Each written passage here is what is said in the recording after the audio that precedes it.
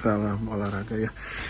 Di hari Minggu ini ada ajang dari Indonesia Open. Jadi ini Super 1000, dimana sebetulnya kita menurunkan full tim ya, full tim, tapi di final justru anti klimaks, 2 wakil 2 gelar. Dan ya bisa dibilang kita akhirnya setara dengan Cina, karena untuk pertama kalinya hampir dalam beberapa turnamen Cina nggak dapat gelar juga sama sekali, di mana Cina juga hanya meloloskan satu wakil kan, dari Liu Zhengzhou Tanding juga kalah. Ya dari sektor ganda campuran kembali kita harus gigit jari, dan ya hanya dapat kemarin masuk sampai round 2 ya, habis itu gugur semua. Ya gue bilang untuk ganda campuran kita ya harus bongkar pasang squad lagi, karena kalau gue bilang dengan pasangan yang ada nggak bisa untuk bisa bersaing minimal di masuk semifinalnya. Kita tuh udah empot-empotan banget untuk stabil ya di semifinal, udah empot-empotan. Dan kita juga udah lama banget dari ganda campuran ini nggak punya wakil yang bisa berbicara banyak ya di turnamen. Kalau nggak salah kan terakhir zamannya Praven Melati itu sekitar 6 tahun yang lalu. Lalu dari ganda putri kemarin kita lolos satu wakil, Rachel Feby. Cuman kalau gue bilang pasangan ini masih terlalu hijau, terlalu muda juga.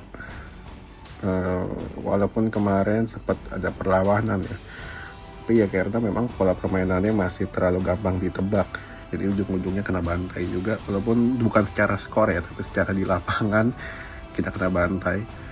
Karena ya kita gue lihat juga Cina juga nggak stabil juga itu pasangan itu satu.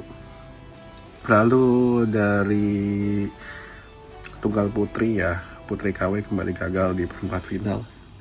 Ya kembali kalau gue bilang dia ini belum bisa menyamai levelnya Georgie ya. Georgie waktu itu walaupun ranknya sama, tapi ya minimal dia bisa ngalahin untuk gap dengan 4 besar itu nggak terlalu jauh. Tapi kalau sekarang dengan KW ini jauh banget gapnya, di mana ya kalau gue bilang ya dia juga masih masuk usia emas ya, harus ada peningkatan lagi. Karena kalau gue lihat itu lawan Chen Yufei yang udah termasuk kategori senior itu masih kesulitan juga sekarang.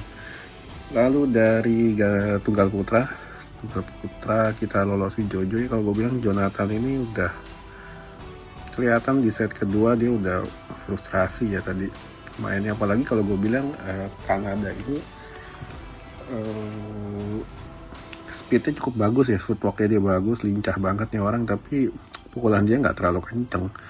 Dan ya forehand dia juga lemah, dia hanya mengandalkan speed dari kakinya doang, pergerakannya dia bagus. Dan ini yang seharusnya dimanfaatkan, tapi kelihatan tadi ya Jonathan udah frustrasi, dan ya dia udah umumin dia mau istirahat dulu ya. Kalau gue bilang dia udah jenuh lah, seperti yang gue bilang di beberapa video sebelumnya, bahwa angkatan yang juara Thomas Cup kemarin ya 2020 ini memang udah harusnya diregenerasi, karena mereka udah 10 tahun jadi tulang punggung, dan ya mereka udah jenuh juga.